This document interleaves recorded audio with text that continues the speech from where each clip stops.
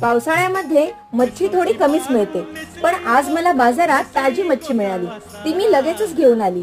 आज मी कोलंबी, बोंबील, हलवा आणि सुरमई आणली आहे।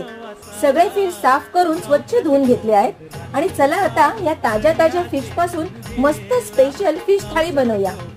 आज मी बनवलेला आहे झणझणीत चमचमीत हा कोलंबी मसाला। त्याचबरोबर कोलंबीचा शेंग, बटाट आणि कैरी घालून मस्त असा झणझणीत रस्सा बनवलेला आहे। झणझणीत चमचमीत मसालेदार हलवा फ्राय तयार झालाय। मसालेदार चमचमीत झणझणीत सुरमई देखील फ्राय झालेली आहे।